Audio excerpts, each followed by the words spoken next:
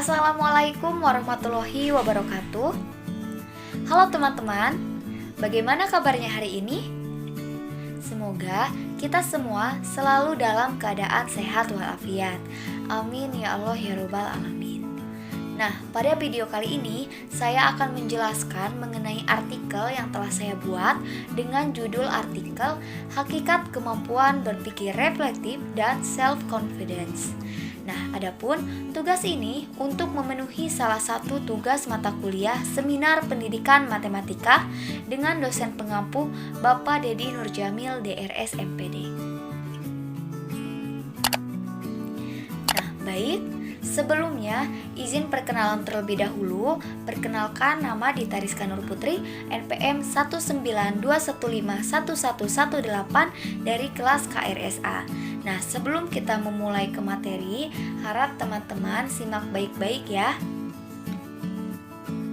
Nah, adapun materi yang akan dibahas yang pertama yaitu kemampuan berpikir reflektif.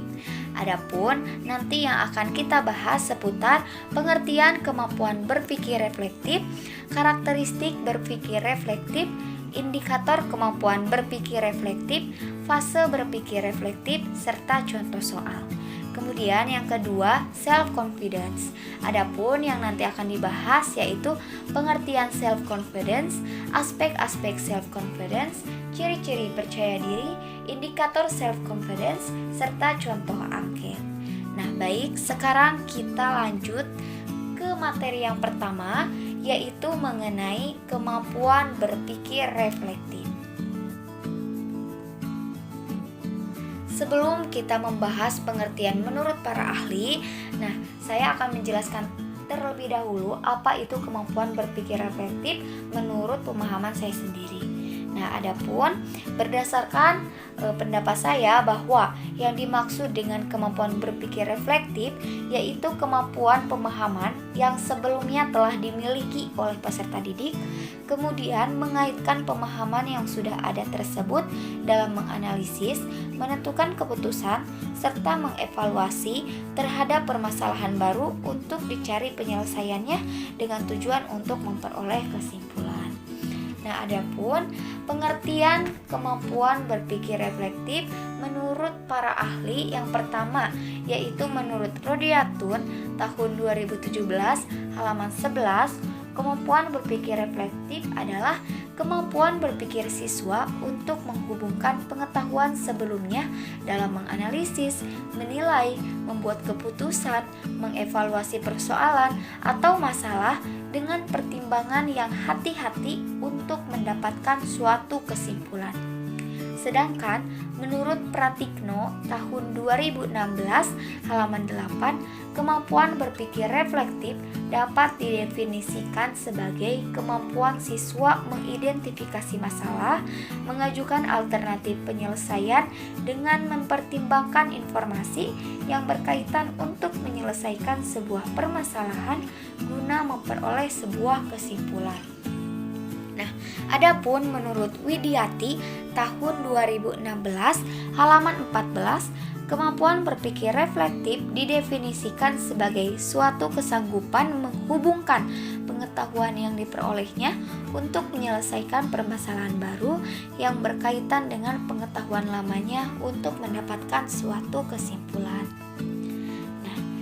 Jadi, berdasarkan beberapa pendapat di atas, melalui analisis sintesis, maka dapat disimpulkan bahwa kemampuan berpikir reflektif adalah suatu kesanggupan menghubungkan pengetahuan yang diperolehnya untuk menyelesaikan suatu permasalahan baru yang berkaitan dengan pengetahuan lamanya untuk memperoleh sebuah kesimpulan, yang mana di dalamnya terdapat serangkaian langkah-langkah pengetahuan yang telah dimiliki dan sedang dipelajari dalam menganalisa masalah, mengevaluasi, menyimpulkan, dan memutuskan penyelesaian yang terbaik terhadap masalah yang diberikan. Atau sederhananya bahwa kemampuan berpikir reflektif itu yaitu sebagai suatu kemampuan yang dimiliki untuk menghubungkan antara pengetahuan yang diperolehnya dengan pengetahuan sebelumnya yang dia miliki, atau bisa disebut juga pengetahuan lamanya, sehingga diperoleh suatu kesimpulan untuk menyelesaikan menyelesaikan permasalahan baru. Nah, baik, selanjutnya yaitu karakteristik berpikir reflektif. Budi, Hamilton, dan Son menjelaskan tentang karakteristik dari berpikir reflektif sebagai berikut. Nah, yang pertama yaitu refleksi sebagai analisis retrospektif atau mengingat kembali atau kemampuan untuk menilai diri sendiri. Nah, yang kedua, refleksi sebagai proses pemecahan masalah, yaitu kesadaran tentang bagaimana seorang belajar. Nah, yang ketiga, refleksi kritis pada diri atau mengembangkan perbaikan diri secara terus-menerus. Nah, yang keempat, refleksi pada keyakinan dan keberhasilan diri. Nah, selanjutnya yaitu indikator kemampuan berpikir reflektif. Menurut NISAK pada tahun 2013 halaman 31, indikator kemampuan berpikir reflektif diantaranya yang pertama menyebutkan apa yang diketahui, yang kedua menyebutkan apa yang ditanyakan, yang ketiga menyebutkan hubungan yang ditanya dengan yang diketahui, yang keempat mampu menjelaskan bahwa yang diketahui sudah cukup untuk menjawab yang ditanyakan. Selanjutnya, menjelaskan langkah yang pernah dilakukan untuk menyelesaikan masalah yang ditanyakan. Kemudian, menghubungkan masalah yang ditanyakan dengan masalah yang pernah dihadapi. Kemudian, menentukan penyelesaian atau solusi dari yang ditanyakan. Kemudian, mendeteksi kesalahan penentuan jawaban. Kemudian memperbaiki dan menjelaskan jika terjadi kesalahan dalam menentukan penyelesaian masalah yang ditanyakan. Dan yang terakhir, membuat kesimpulan dengan benar. Nah, selanjutnya, menurut Praktikno tahun 2016 halaman 14, indikator dari kemampuan berpikir reflektif diantaranya menyebutkan apa yang diketahui, menyebutkan apa yang ditanyakan, membuat dan mendefinisikan simbol atau model matematika yang digunakan, menjelaskan metode yang dianggap efektif dan pernah dilakukan untuk menyelesaikan masalah, menjelaskan metode yang dianggap efektif dan akan dilakukan untuk menyelesaikan masalah, menghubungkan masalah yang ditanyakan dengan masalah yang pernah dihadapi, menyelesaikan masalah dengan menggunakan metode yang dianggap efektif,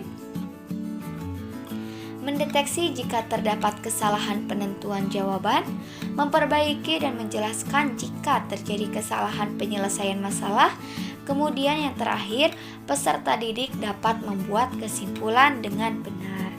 Nah, selanjutnya, indikator menurut Rodiatun tahun 2017 halaman 27 yaitu menuliskan sifat-sifat yang dimiliki oleh situasi, kemudian menjawab permasalahan, membandingkan suatu reaksi dengan prinsip umum atau teori dengan memberi alasan kenapa memilih tindakan tersebut, kemudian mendeskripsikan jawaban berdasarkan situasi masalah, kemudian mempertentangkan jawaban dengan jawaban lain atau merekonstruksi situasi.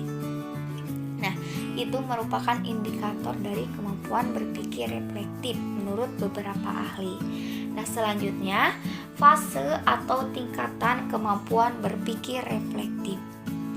Surbeck, Han, dan Moyer dari Nur tahun 2010 halaman 39 mengutarakan bahwa kemampuan berpikir reflektif adalah kemampuan mengidentifikasi apa yang sudah diketahui, menerapkan pengetahuan yang dimiliki dalam situasi yang lain, memodifikasi pemahaman berdasarkan informasi dan pengalaman-pengalaman baru yang meliputi 3 fase atau tingkat sebagai berikut. Nah, yang pertama yaitu reacting atau berpikir reflektif untuk aksi. Nah, yaitu bereaksi dengan pemahaman pribadi terhadap peristiwa, situasi, atau masalah matematis dengan berfokus pada sifat alami situasi. Yang kedua yaitu elaborating atau berpikir reflektif untuk evaluasi, yaitu melakukan analisis dan klarifikasi pengalaman individual serta makna dan informasi-informasi untuk mengevaluasi apa yang diyakini dengan cara membandingkan reaksi dengan pengalaman yang lain seperti mengacu pada suatu prinsip umum maupun suatu teori. Kemudian yang ketiga yaitu contemplating atau berpikir reflektif untuk inquiry kritis, yaitu mengutamakan pengertian pribadi yang mendalam. Dalam hal ini, fokus terhadap suatu tingkatan pribadi dalam proses-proses seperti menguraikan, menginformasikan, mempertimbangkan, dan merekonstruksi situasi atau masalah. Ini merupakan tabel indikator kemampuan berpikir reflektif yang diadaptasi dari NISAK tahun 2013 halaman 31. Di sini fase atau tingkatannya itu reacting. Nah, deskripsinya yaitu bereaksi dengan pemahaman pribadi terhadap peristiwa, situasi, atau masalah matematis dengan berfokus pada sifat alami situasi. Adapun indikator yang termasuk ke dalam fase reacting, yang pertama menyebutkan apa yang diketahui, kemudian menyebutkan apa yang ditanyakan, menyebutkan hubungan antara yang ditanya dengan yang diketahui, kemudian mampu menjelaskan apa yang diketahui sudah cukup untuk menjawab apa yang ditanyakan. Nah, kemudian fase selanjutnya yaitu elaborating, yaitu melakukan analisis dan klarifikasi pengalaman individual serta makna dan informasi-informasi untuk mengevaluasi apa yang diyakini dengan cara membandingkan reaksi dengan pengalaman yang lain seperti mengacu pada suatu prinsip umum maupun suatu teori. Nah, adapun indikator yang termasuk ke dalam fase elaborating yaitu menjelaskan langkah yang pernah dilakukan untuk menyelesaikan masalah yang ditanyakan dan menghubungkan masalah yang ditanyakan dengan masalah yang pernah dihadapi. Nah, selanjutnya fase yang ketiga yaitu contemplating, yaitu mengutamakan pengertian pribadi yang mendalam. Dalam hal ini fokus terhadap suatu tingkatan pribadi dalam proses-proses seperti menguraikan, menginformasikan, mempertimbangkan, dan merekonstruksi situasi atau masalah. Nah, adapun indikator yang termasuk ke dalam fase contemplating yaitu menentukan penyelesaian atau solusi dari yang ditanyakan, mendeteksi kesalahan pada jawaban, memperbaiki dan menjelaskan jika terjadi kesalahan pada jawaban, serta membuat kesimpulan dengan benar. Nah, sekarang kita akan membahas contoh soal dari kemampuan berpikir reflektif. Nah, berikut adalah contoh soal tentang kemampuan berpikir reflektif dalam memecahkan masalah matematika pada materi pokok rasio trigonometri untuk sudut-sudut di berbagai kuadran dan sudut-sudut berelasi. Menggunakan fase-fase yang dikemukakan oleh Surbeck, Han, dan Moyer yang diadaptasi indikatornya dari NISAK tahun 2013 halaman 31. Nah, untuk kompetensi dasarnya yaitu 4.8 menyelesaikan masalah kontekstual yang berkaitan dengan rasio trigonometri, sudut-sudut di berbagai kuadran dan sudut-sudut berelasi. Nah, adapun untuk indikator soalnya yaitu menyelesaikan masalah kontekstual yang berkaitan dengan menghitung tinggi bangunan dengan menggunakan konsep rasio trigonometri. Adapun level kognitif dari soal ini yaitu analisis atau level C4. Nah, ini untuk soalnya yaitu dari puncak sebuah gedung, Doni melihat seekor sapi sedang makan rumput dengan sudut depresi 30 derajat. Jika jarak sapi dengan gedung 21 meter, hitunglah tinggi gedung tersebut. Nah, ini untuk gambarnya. Sekarang kita langsung ke penyelesaian. Nah, yang pertama itu fase reacting. Ya, indikator yang digunakan yaitu menyebutkan apa yang diketahui. Nah, dari soal diketahui bahwa jarak sapi dengan gedung sama dengan 21 meter dan sudut depresinya 30 derajat. Nah, indikator yang kedua yaitu menyebutkan apa yang ditanyakan. Nah, yang ditanyakannya itu dari soal tersebut yaitu tinggi gedung. Nah, kemudian indikator yang ketiga menyebutkan hubungan antara yang ditanya dengan yang diketahui. Nah, hubungannya tersebut yaitu dengan tambahan garis batu terlihat bahwa sudut yang terbentuk antara pengamat terhadap sapi dan pengamat terhadap gedung adalah sudut siku-siku. Sehingga sudut pengamat terhadap gedung sama dengan 90 derajat kurangi sudut pengamat terhadap sapi sama dengan 90 derajat kurangi 30 derajat sama dengan 60 derajat. Nah, kemudian dimisalkan T-nya itu yaitu tinggi gedung dan X-nya yaitu jarak sapi ke gedung. Sehingga hubungannya dari yang diketahui dapat mencari sudut pengamat terhadap gedung serta dengan adanya tambahan garis bantu dapat mempermudah perhitungan. Nah, kemudian untuk indikator yang terakhir yaitu mampu menjelaskan apa yang diketahui sudah cukup untuk menjawab yang ditanyakan. Nah, dengan diketahuinya sudut depresi dan jarak dari sapi ke gedung sudah dapat mempermudah perhitungan tinggi suatu gedung. Karena dengan bantuan garis tambahan menjadi dapat diketahui bahwa sudut antara pengamat terhadap sapi dan pengamat terhadap gedung adalah sudut siku-siku dan sudut pengamat terhadap gedung menjadi lebih mudah untuk dicari. Nah, kemudian fase yang kedua yaitu elaborating. Indikatornya menjelaskan langkah yang pernah dilakukan untuk menyelesaikan masalah yang ditanyakan. Langkah atau strategi pemecahan konsep yang relevan dari soal di atas adalah perbandingan trigonometri. Nah, kemudian indikator selanjutnya menghubungkan masalah yang ditanyakan dengan masalah yang pernah dihadapi. Nah, permasalahan yang pernah dihadapi dan permasalahan dalam soal sama-sama harus dianalisis. Kemudian dibuat pemisalannya supaya memudahkan dalam mencari solusi. Nah, langkah yang digunakan juga sama yaitu perbandingan trigonometri. Nah, kemudian fase yang terakhir yaitu contemplating. Indikatornya yaitu menentukan penyelesaian atau solusi dari yang ditanyakan. Nah, dengan menggunakan operasi hitung diperoleh tan 60 derajat sama dengan jarak sapi ke gedung per tinggi gedung sama dengan X per T. Nah, T-nya sama dengan X per tan 60 derajat sama dengan 21 per akar 3. Nah, kemudian dirasionalkan menjadi 21 per akar 3 kali akar 3 per akar 3 sama dengan 21 per akar 3. Harusnya di sini mohon maaf di sini per 3. Jadi 21 per 3 akar 3. Jadi hasilnya yaitu 7 akar 3. Nah, kemudian yang terakhir yaitu membuat kesimpulan dengan benar. Nah, jadi tinggi gedung tersebut adalah 7 akar 3 meter. Nah, baik, selanjutnya untuk materi yang kedua yaitu self-confidence. Nah, sebelum saya menjelaskan pengertian menurut para ahli, adapun pendapat saya apa yang dimaksud dengan self-confidence yaitu self-confidence atau percaya diri menurut pandangan saya yaitu suatu sikap yang menyadari akan kemampuan diri sendiri dan percaya akan kemampuan yang dimiliki sehingga tidak ada keraguan terhadap dirinya untuk melakukan hal yang ingin dilakukan.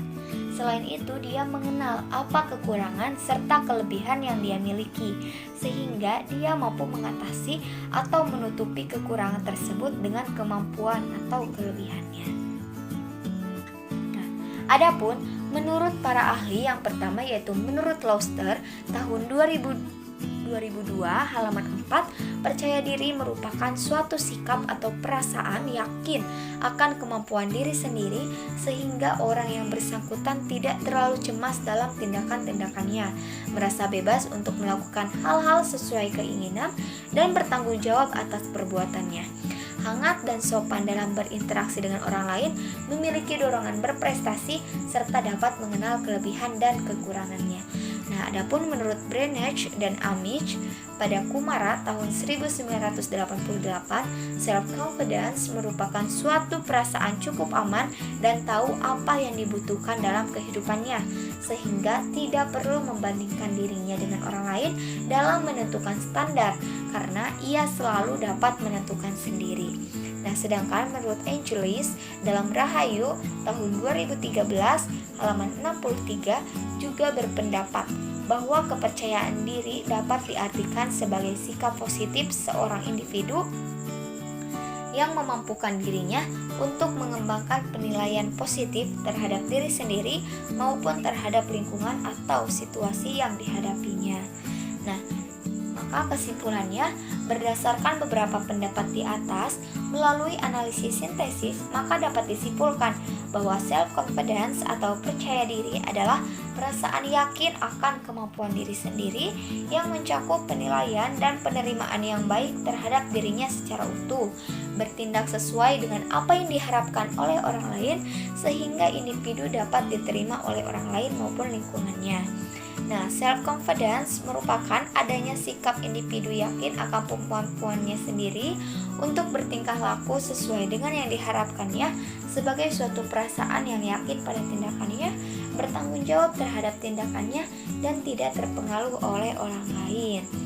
Orang yang memiliki kepercayaan diri mempunyai ciri-ciri toleransi, tidak memerlukan dukungan orang lain dalam setiap mengambil keputusan atau mengerjakan tugas, selalu bersikap optimis dan dinamis, serta memiliki dorongan prestasi yang kuat. Nah, kemudian aspek-aspek self-confidence. Menurut Lauster tahun 1987, aspek-aspek self-confidence adalah yang pertama, keyakinan akan kemampuan diri. Yang kedua, optimis. Yang ketiga, objektif. Yang keempat, bertanggung jawab. Kemudian yang terakhir, rasional atau realistis. Nah, selanjutnya, ciri-ciri percaya diri. Lai dalam Rahayu tahun 2013 halaman 68-69 mengemukakan tentang ciri-ciri perilaku yang mencerminkan kepercayaan diri tinggi, yaitu yang pertama, yakin kepada diri sendiri, kemudian tidak tergantung pada orang lain, tidak ragu-ragu, merasa diri berharga, tidak menyombongkan diri, memiliki rasa keberanian untuk bertindak. Nah, sedangkan menurut Mardatila dalam Komara tahun 2016 halaman 36-37, seseorang yang memiliki kepercayaan diri tentunya memiliki ciri-ciri. Yang pertama, mengenal dengan baik kekurangan dan kelebihan yang dimilikinya, lalu mengembangkan potensi yang dimilikinya. Yang kedua, membuat standar atas pencapaian tujuan hidupnya, lalu memberikan penghargaan jika berhasil dan bekerja lagi jika tidak tercapai. Kemudian, tidak menyalahkan orang lain atas kekalahan atau ketidakberhasilannya, namun lebih banyak introspeksi diri sendiri. Kemudian, mampu mengatasi perasaan tertekan, kecewa, dan rasa ketidakmampuan yang menghadapinya. Kemudian, mampu mengatasi rasa kecemasan dalam dirinya. Kemudian, tenang dalam menjalankan dan menghadapi segala sesuatunya. Kemudian, berpikir positif. Dan yang terakhir, maju terus tanpa harus menoleh ke belakang.